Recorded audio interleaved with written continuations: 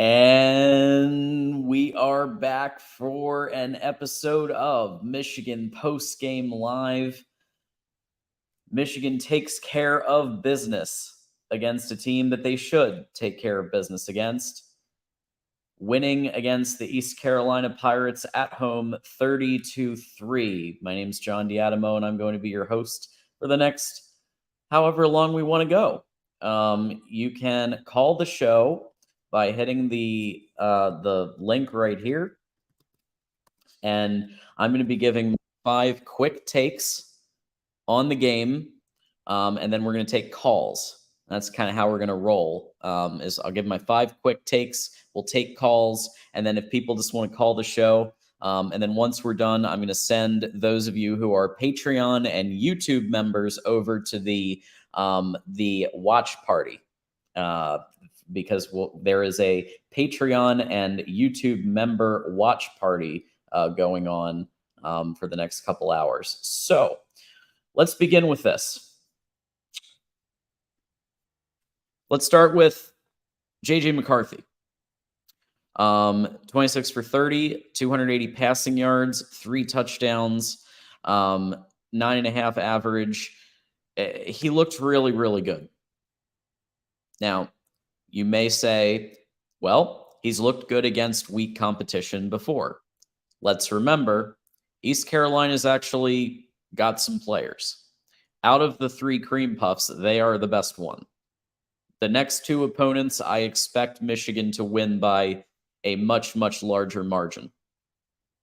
But JJ did what he needed to do when ECU was taking care of the gaps. They were closing the gaps. They were stopping the run. They watched the TCU film clearly because they followed a very similar defensive game plan. And JJ McCarthy was able to just take the passes that he was able to make happen. He did extremely well. It's one of his better games from a passing yardage perspective. Nearly perfect. Only 4 missed, and I'd argue some of those were good defensive plays. JJ looked really good and benefited from having spring ball this year, clearly. My second take, the pass game looked very effective. ECU did a decent job stopping the run. This kind of carries over my JJ point. I predicted on the show a few days ago with our panel that you're going to see a lot of the pass game in this game. Kirk Campbell is calling plays. Kirk Campbell is the QB coach. He's called plays at Old Dominion. He likes to throw the ball. He likes to spotlight his quarterback. They did that. Passing game looked good. Give East Carolina a lot of credit. This game could have been double the score, but they really gave us probably their best game that they'll give all year. They stopped the run, I think, pretty effectively and, forced Michigan to pass. Clearly, there's some room for improvement on our backup quarterback situation because, I think you're going to probably see Tuttle next week. Davis Warren did not look very good. It's not one of my key points, but I think you're going to see Tuttle take his shot at the backup job next week. And kind of have that as a thing there. With Jesse Minter as head coach for this game, the defense, as expected, looked extremely good. There were plays being made all over from Sandra still. I think that the Barrett-Hausman situation is still going to be an open question. Just from a stats perspective, if you look at them both, Michael Barrett had 5 total tackles, but Ernest Hausman also had 5. 2 of Michael Barrett's were solos, but I expect that is going to be a conversation continuing to go in to the season. Also, Keon Sapp, I feel, did a very good job stepping in at safety. He had 5 total tackles, 3 solos. He did very well. And he was coming in and he had to really step in for some players who were out. And I think he did a great job in their stead. Roman Wilson might be this year's breakout wide receiver. That's my 4th take. 6 receptions, 78 yards, 3 touchdowns. He looked very, very good. He was the money guy tonight. If you look at the stat line, you look at everybody's performance on the receiving front. Cornelius Johnson looked good too. So did Colston Loveland. Donovan Edwards got some good ones, but Roman Wilson just looked that step beyond. Obviously, he was the one that they went to when they needed touchdowns, and he got them for him. And overall, Michigan took care of business against a team that they were supposed to beat. Before we bring on our first caller, I do want to remind everybody to like, subscribe, and share with a friend. Please send us a super chat if you want to guarantee that your comment or question is read on screen. Get your merch at our merch store, and so on. So our first caller here. We've got our buddy, friend of the program, Michigan man Jason, is in the house. Jason, welcome to the version 2.0 of Michigan Postgame Live. What's up, John? How you doing? Hey. I'm good. I'm feeling lots of things because it felt like we beat a team that we were supposed to beat, but it just wasn't quite as satisfying as I wanted it to be. Yeah, I think I'm feeling the same way, actually. Kind of like mixed feelings right now. Like, I'm glad that we got the win. Yeah. There were some good things that I seen today, but there's also some bad things that I seen that Michigan's gonna have to figure out. I will say our pass game looked pretty good today. I know it's East Carolina, but JJ looked elite today. I'm sorry, he looked elite today. He didn't Yeah. miss very many passes. Yeah. I mean, 26 for 30 is extremely good. 280 passing yards is probably his second or third best game, like that he's had. Yeah. That's. I mean, it's East Carolina, but he faced cream puffs last year too, and I think this is probably his like I said, is probably his second or third best game he's had in his. Corum did pretty well. He had a couple big runs, but where was Edwards today? I don't know, man. I don't know about.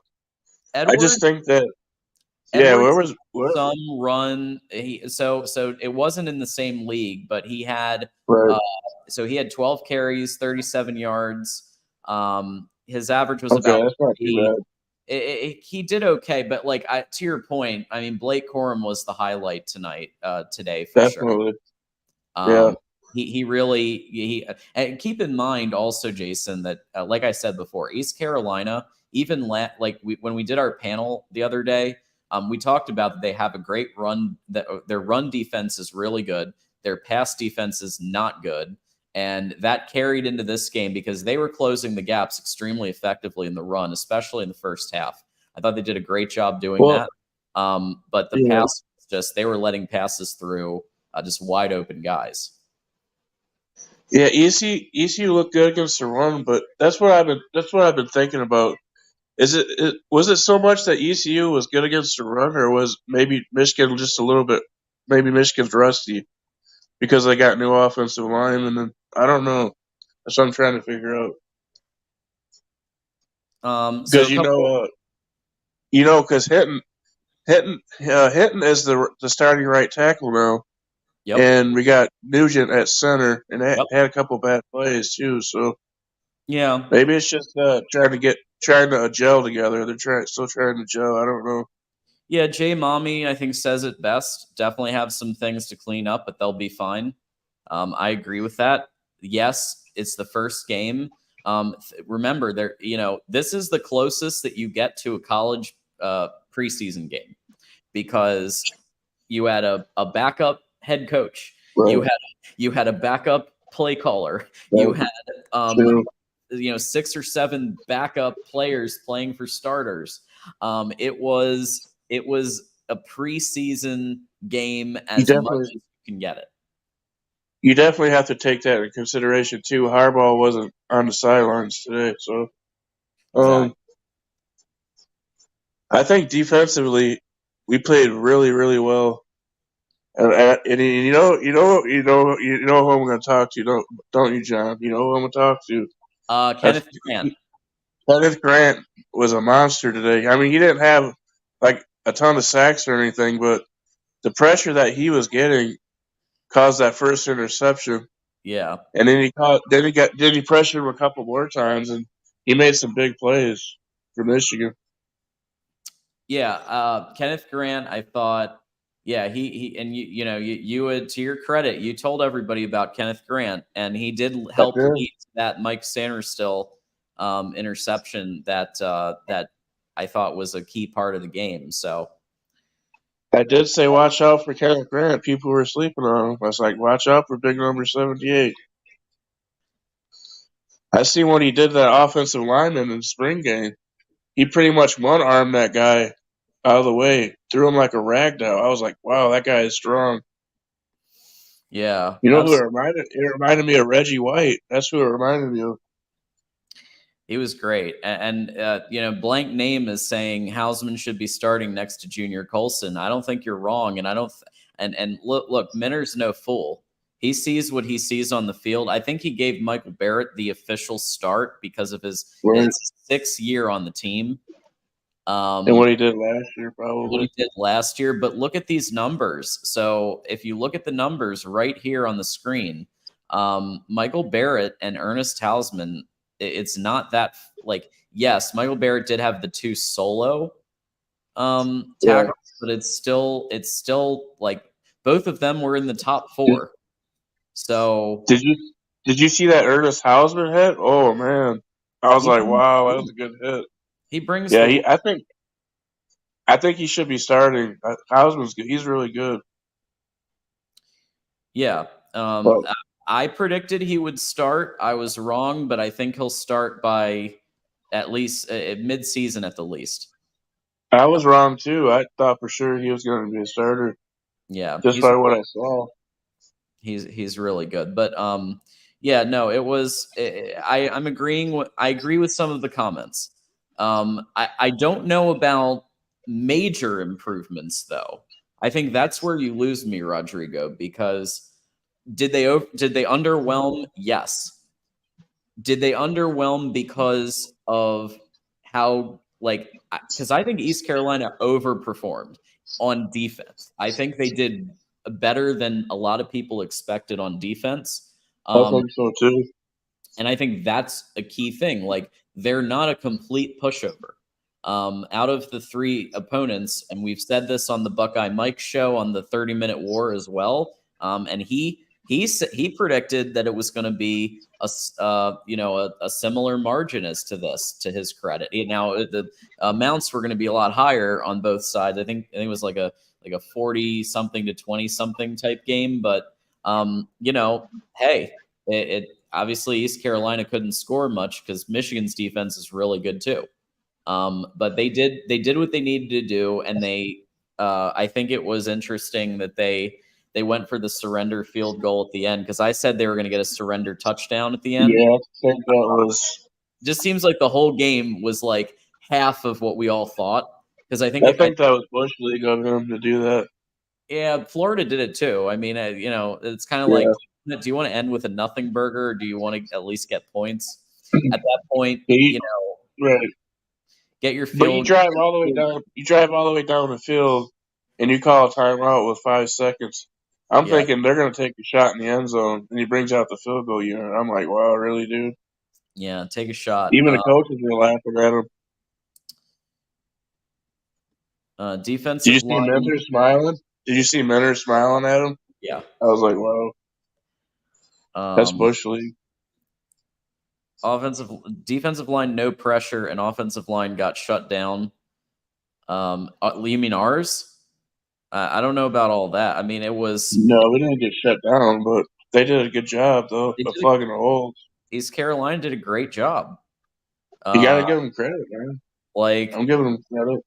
I'm giving, yeah. Like I don't think people realize, so when we had Steve Helwick on the show, he was giving the kind of the East Carolina perspective, and he was talking about how good that run defense has been.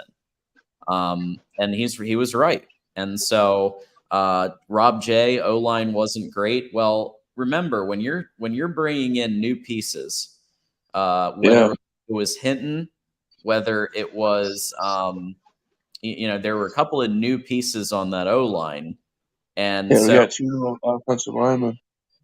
Yeah, it's gonna take a minute.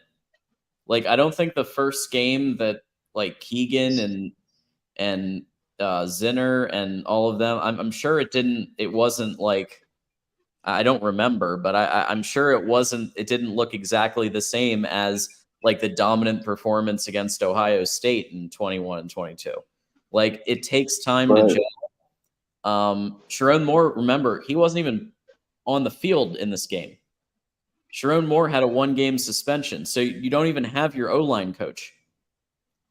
Like, I'm not worried right now. I think if the only way I'll worry is if you go into if you have the Rutgers game and Rutgers and Michigan are like neck and neck at the end, and it's like 3 to 7 points, then I might worry. But I'm not worried right this second. I think you got to give credit to East Carolina for a really, really strong defensive performance. It looks like Iowa hung on against Utah State. Looks like Utah State came back a little bit. Yeah. We Unlock Nation. Thank you for your $10 contribution. How many people are missing on Michigan's offense and defense? I think it was a total of like 5 or 6, because they didn't play Will Johnson. Yeah, Will was out. Will was out. Peyton O'Leary. I'm trying to think. I actually still have all the banners from that show. So we had Will Johnson, we had Makari Page, Rod Moore, Tyler Morris, Peyton O'Leary. So there were a few kind of questionable pieces there. So I tell you what, though, that transfer quarterback impressed me today, Wallace. Right. He had that interception that was called back, but man, that was a great catch. Yeah, Josh Wallace. I said he was going to be really good. He's delivering. He made some good plays today. He's a great player. We do have somebody else joining us. So Dan the Corn Man. Dan the Corn Man, thanks for calling the show. Yeah, thanks for having me on. Listen, Michigan fans, don't despair about this game. I mean, look, your offensive line wasn't great. You guys didn't put up a lot of points, but let's be honest, you guys have done that in the past. It's not like you guys are a bad team. You're a good team. You're not a team that scores a lot of points. And I think this has been proven throughout all of last season. And including that TCU game from last year, it was hard to score points. I don't know about that. You don't know? No, TCU. No, we don't score a lot of points. We scored a lot of points again. We had a bad defensive performance against TCU, but the offense was doing just, other than the 2 pick sixes. We put up 45 points. How was that not a lot of points? Well, I mean, you put up a lot of points the second half, but like you had a hard time scoring like in the first half and such. And I think that was like, I think that you're gonna have a hard time doing that. That's all I'm saying. Well, today it was the opposite. We scored more in the first half than we did the second half. Yeah, I get it. Maybe this is one of those games that you don't try as hard, though, where you just... That's also kind of concerning to me, too, and I was talking to John about this. Yeah. Because we're normally a second-half team, and the fact that we only scored 7 points in the second half, that's kind of a line for me. Let's remember, Harbaugh wasn't here, so that could be another factor. Harbaugh wasn't here. Jerome Moore, the play caller and O-line coach, wasn't there. There were multiple players and coaches out. So I would take the results of this game and what you can expect for the season with a bit of a grain of salt, other than that JJ clearly is benefiting from having spring ball this year, having more. Yeah, JJ looks much better than he did last year. No. Yeah. That was from what I watched today. That was the thing that never dulled was JJ. JJ looked great today. I mean, really great. Yeah. Yeah, I mean, they did show us. They did show us. In the first half, they showed us the pass game that I think a lot of us were calling for, and so I agree with that. And yeah, the thing with the second half team thing. Remember, that's usually in games like against conference opponents where the starters stay in. This was a game where we had Davis Warren in the game after it was 30-0. He didn't I look didn't good. like that. I Khalil didn't like Mack was that. in the I know backfield. He I know didn't. you don't want to get people injured, but I didn't like them putting Warren in like that. No, I think you put. I think so next game is UNLV. So my guess is that you're going to see a much larger margin of scoring, and they'll probably have Jack Tuttle at some point, and you're going to see what he can offer because he actually looked good at points in the spring game. He has kind of mixed Or reviews Orgy. at Indiana, and Or then Alex Uji Orgy. might get his chance too.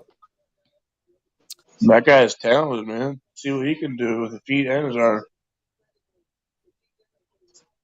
So I'd like to go back to the last point I made in the beginning. I probably should have clarified. You guys don't score a lot of points against like smaller Big Ten opponents, like from last year. Like for instance, Maryland 34 points, Iowa 27 points, Indiana 31 points, and then Michigan State 29, Nebraska 34. Illinois 19. It just seemed like it was harder just to like score points against the smaller opponents like that. But then you guys would go up against like Ohio State, score 45, and then the Big Ten championship, you rolled 43 on Purdue. I'm not saying that you guys are a bad team by playing the smaller opponents, Right. but I'm just saying that it's a bit harder to score points that way. And maybe that was just one of those games today because you didn't have Jim Harbaugh. But yeah, your quarterback did look pretty good on the day. 26 for 30, 280 yards. And he did throw 3 touchdowns. So you got to take those pluses away even from a game that didn't look the same as it did from like Ohio State and everything. He only missed 4 passes. He was nearly flawless. It was crazy. Yeah. We're gonna bring in our last caller, and that'll be it for right this second. But we've got our buddy Mike Fort joining us. Hey, John, how you doing? Hey, Mike. So What's up, I Mike? missed the start because I was over there. I was watching Mark's at that showing for the TCU Absolutely. Colorado. So I missed What's Absolutely. up, Mikey? Hey, what's up? Well, that was an interesting game, huh? So, John, That's one the way to way the way the way Trey played, I'm sorry, with the way JJ played today, I think whatever issues we got, I think it's just a gelling thing. But I think once we get that figured out, if JJ keeps playing the way he's playing, this offense is going to be really good. Well, the thing about that is that the reason why JJ balled out, well, one of the reasons why JJ balled out is the same reason why our ground game wasn't exactly stellar, is because ECU was putting so many people in the box that they basically were buying into the whole, you know, stop the That's what run, me and John was let talking J, about. JJ Yeah, is they're going to win putting the eight in game the or JJ box is a going to lot. lose the game. yeah. Not so much that their run defense dominated us, which they didn't. Just the fact, just like you just said, they were putting 8 in the box a lot. So it's hard to run when you got 8 people coming at you. Yeah, Yeah. so Steve Helwick on our panel a couple days ago had been talking about the fact that East Carolina their run defense was really strong last year, and he thought it would continue this year, and he was exactly right what he said on the panel because they did a fantastic job, like I said, closing the gaps and forcing Michigan to pass. But then that allowed JJ to do what he does. So that wasn't terrible either.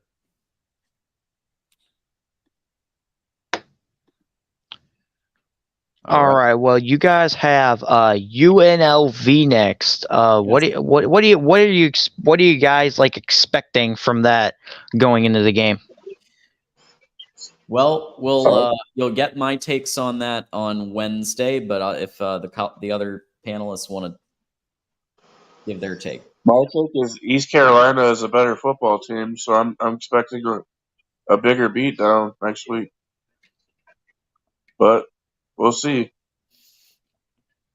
All right. Well, there you go. All right. Well, I'm gonna dip, guys, but y'all have a great rest of your stream. Got what I wanted to say in there, and I'm gonna go sulk about Nebraska gonna get a beat to Colorado. All right. Thanks for calling in. Okay. Yeah. So Dave is saying what the F is going on? Michigan beat the hell of them. Well, I think the margin of victory is so like, for example, I predicted 56-7. So I think that most people are just like kind of we could have seen a larger margin. I can't say that. I can't say that they beat the hell out of them, but it was a good win. It was a solid win. It was a good win. It was a solid win, and the pass game I was very happy with. They have clearly been working on that a lot in the offseason because it looked like it did against Ohio State, against Purdue, against TCU at times. And so that I think was the key. Oh, by the way, it looks like Colorado beat TCU. No way. No way. I am shocked. Oh my god. Colorado. We're never gonna hear the end of this, man. From Colorado. Yeah, I thought it would be. They're going 12-0 now. They might get to a bowl if they're already 1-0. Their next game is against Nebraska. Nebraska doesn't look as good as we thought. It becomes a very different. They could definitely make a bowl for sure if they beat TCU like that. Tiger Paw Craven, thank you for coming by, buddy, from the Clemson show. That I try to make his show as often as I can because him and Jobo, Jordan Bowman, they do a fantastic job over there on the Clemson All In show every Thursday night at 7 p.m. Eastern, right? So definitely check that out. And yes, do what Tiger Paul is asking. Hit that like button.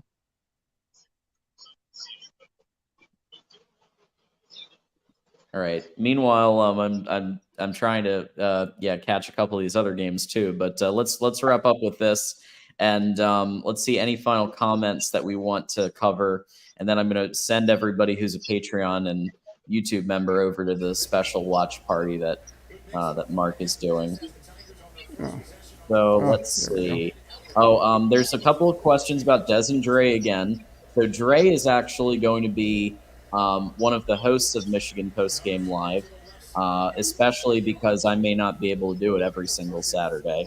And so Dre's coming back. Des has an open invite. He knows that. And so we're all good there. I got to give Prime credit too. They looked much better coached than I thought that they were going to look. How much of this is that TCU is just not as good? TCU is definitely not as good. Yeah, they lost 8 players to the draft. Remember, John, I was telling you, I was like, I'd be surprised if they make a bowl game this year. That's how much they lost this year. Oh yeah, they're a 5-7, 6-6 team, I believe. Dave, I'm so a couple of things about that. Their lines looked weak in the spring game, and they had a complete gut job rebuild. Colorado won a grand total of 1 win last year. They have now matched that total this year already. They're already at 1 win. So I think I am surprised that they beat. I mean, if I was a Colorado fan, I'd have something to be happy about. I mean, we want to know. It looks like we have somebody doom posting here. I'm not going to put all of these on here, but clearly thinks Michigan State is a loss for Michigan. And basically all the tough opponents. Michigan Wow. State, Maryland is a loss, Ohio State is a loss, and PSU is a loss. We could get COVID and beat Michigan State. We're gonna beat some of those teams. I'm not quite sure, sir. So John, I'm like not quite sure, the, sir, about your posts. That's what I'm not quite sure about. Yeah, go ahead, Jason. the first half, I couldn't have been more happier. We were at what 23-0. Yeah. I'm thinking, wow, we're en route to a blowout, and then the second half happened, and I'm like, wow, what happened? Like, we didn't play horribly, but I'm like, we only scored 7 points, so I'm like, dude, what's going on? JJ got arrested for the day after that kind of bad Yeah. that hit on him. So Davis Warren wasn't very good. That's the long and short of it. He had a single attempt. So literally, I don't think they called many passes with him at all because he had a single, at least according to this. Let me refresh because maybe there's more now. Yeah, no, a single attempt. So clearly they weren't very. How much rushing yards did he have? Well, the fact that there's another fumble at the one, like the TCU, didn't help much. That also That didn't. reminded me of the TCU game. Yeah, that stupid play on 4th and 1. I mean, and is anybody Well, we surprised fumbled that we didn't, ball out in the second half with Davis Warren and C.J. Stowe? I mean, Yeah. Michigan does that. Once the game's in hand, they just put in all their John, people from the bleachers and just end it. Hey John, what's your thoughts on our kicker, man? I don't know.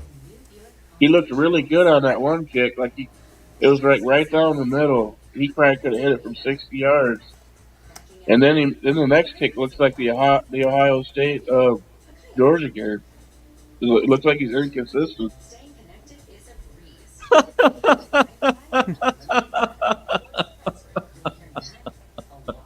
Did you see that shank? That was a bad kick. That was horrible. I think this wins the hilarious comment of the day award. Michigan State is going to I don't think you understand just how angry Michigan is coming into that game after what happened last year.